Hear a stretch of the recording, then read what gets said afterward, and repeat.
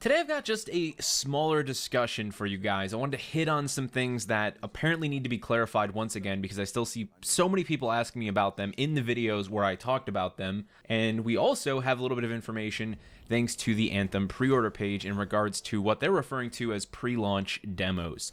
So let's actually start with the thing that people are still asking about all over the web and in my videos. Can you play Anthem alone? Is Anthem a single player game in any way? Does it have a single player offering? Here's what the devs have said.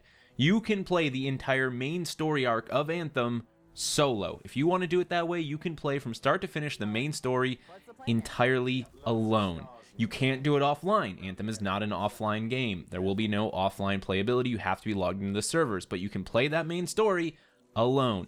There will even be content outside of that you can play alone. It will likely be more challenging, but there is also content like the Strongholds, which are sort of a fort attack style activity where you go and take down enemy strongholds that require 4 players. The good news is the game is match made. You can match make in those situations to get friends. That is the idea of those contracts I talked about, being able to essentially put out a flare for anyone on the game's world map so they can join you. You can match make for groups all of the time in Anthem. So if you just want to get some randoms off the internet to go ahead and do those strongholds, you can do that and then go back to playing the main story completely solo. So there you have it. You can play the main story alone, but you can't play the entire game alone. Some content is designed for 4 players, and BioWare continues to encourage people to play the game in a co-op setting because that's what it's been built for. There is no PvP. This is the second thing I want to touch on. No PvP. BioWare has no plans for PvP. They haven't completely said we don't want to do PvP ever, but it's not something they're concerned with when it comes to the launch and even the time period after the launch of Anthem.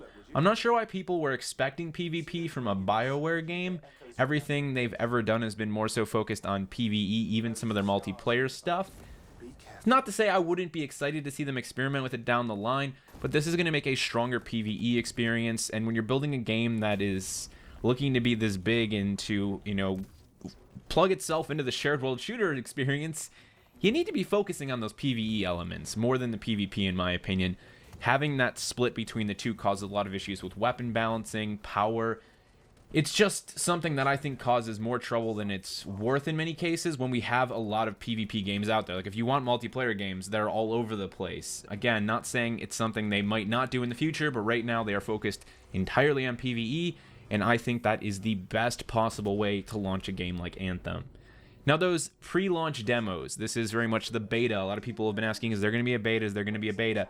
They haven't given us any sort of a release date, but when you look at the Anthem pre-order page for both the Standard Edition and the Deluxe Legion of Dawn Edition, both of these include VIP access to pre-launch demos, so multiple demos potentially.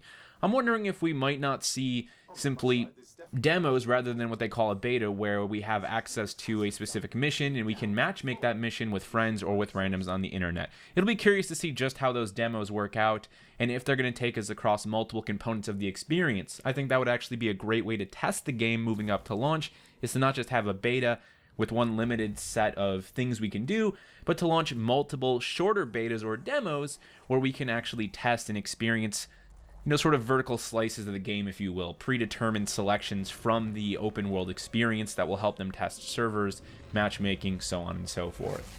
So there you have it, guys. Those are the things I really wanted to touch on. Again, things I see people still asking about even in videos where I mention them, so hopefully putting them in their own video will give you the answers you were looking for and clarify on some things. If you guys have any other questions, I will do my best to answer them based on the information I've got directly from the developers, as well as from the Game Informer article and the EA Play reveal. Thank you guys so much for watching, and of course today we've got both the Microsoft conference, the Bethesda conference, and the Devolver Digital conference. If you're looking for a bunch of blood to be sprayed all over the audience, if you're interested in checking those things out, I'd love to hear what games you are hoping to see at Bethesda and at Microsoft down in the comment section below. Thank you guys so much for watching, and I will see you in the next one. You have been brought here for a purpose, the most important task of your lives.